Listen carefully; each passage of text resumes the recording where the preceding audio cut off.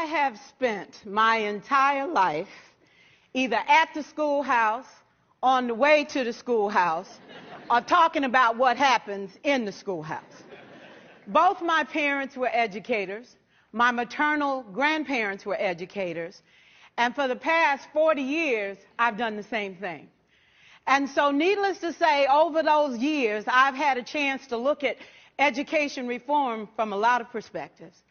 Some of those reforms have been good. Some of them have been not so good.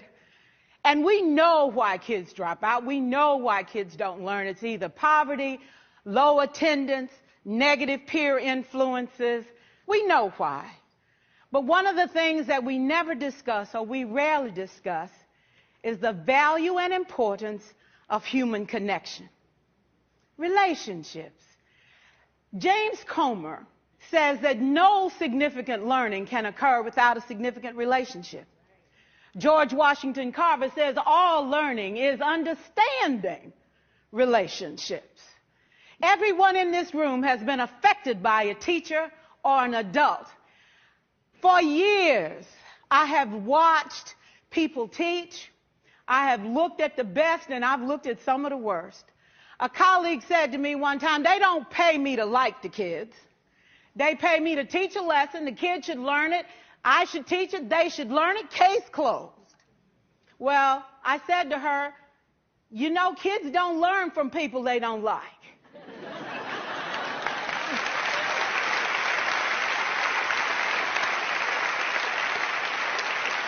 She said, that's just a bunch of hooey. And I said to her, well, your year is going to be long and arduous, dear. Needless to say, it was. Some people think that you can either have it in you to build a relationship or you don't. I think Stephen Covey had the right idea. He said you ought to just throw in a few simple things, like seeking first to understand as opposed to being understood. Simple things like apologizing. You ever thought about that? Tell a kid you're sorry, they're in shock.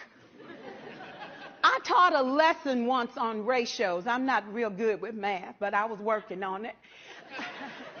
And I got back and looked at that teacher edition. I taught the whole lesson wrong. So I came back to class the next day and I said, look, guys, I need to apologize. I taught the whole lesson wrong. I'm so sorry.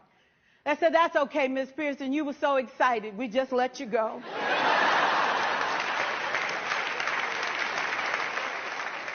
I have had classes that were so low, so academically deficient that I cried.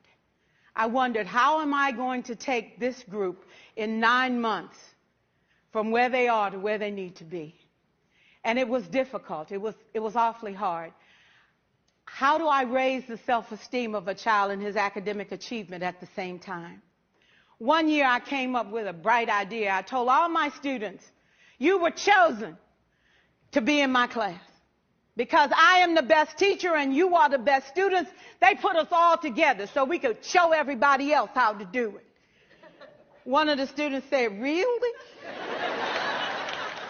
I said, really? We have to show the other classes how to do it. So when we walk down the hall, people will notice us. So you can't make noise. You just have to strut. And I gave him a saying to say, I am somebody. I was somebody when I came. I'll be a better somebody when I leave. I am powerful and I am strong. I deserve the education that I get here. I have things to do, people to impress, and places to go. And they said, yeah. You say it long enough, it starts to be a part of you.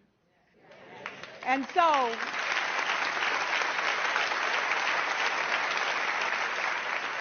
I gave a quiz, 20 questions. Student missed 18. I put a +2 on this paper and a big smiley face. He said, Miss Pearson, is this an F? I said, yes.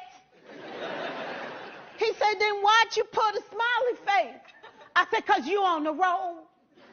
You got 2 right, you didn't miss them all. I said, and when we review this, won't you do better? He said, yes, ma'am, I can do better. You see, -18 sucks all the life out of you. +2 said, I ain't all bad.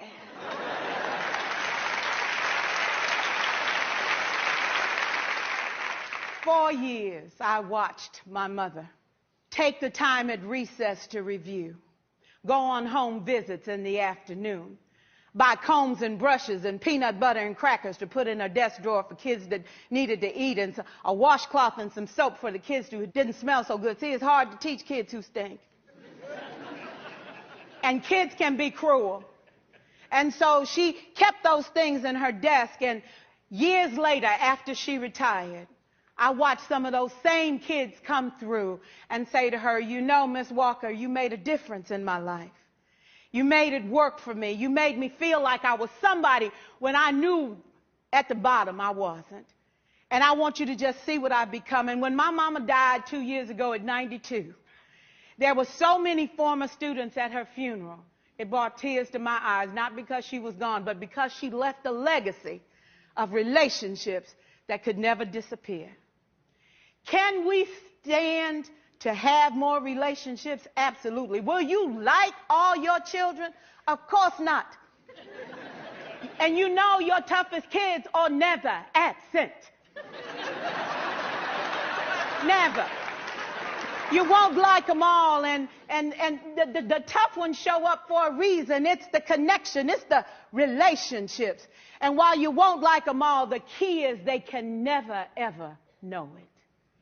So teachers become great actors and great actresses, and we come to work when we don't feel like it, and we listen to policy that doesn't make sense, and we teach anyway. We teach anyway because that's what we do. Teaching and learning should bring joy. How powerful would our world be if we had kids who were not afraid to take risks, who were not afraid to think, and who had a champion? Every child deserves a champion, an adult who will never give up on them, who understands the power of connection and insists that they become the best that they can possibly be. Is this job tough? You betcha. Oh, God, you betcha. But it is not impossible. We can do this. We're educators. We're born to make a difference. Thank you so much.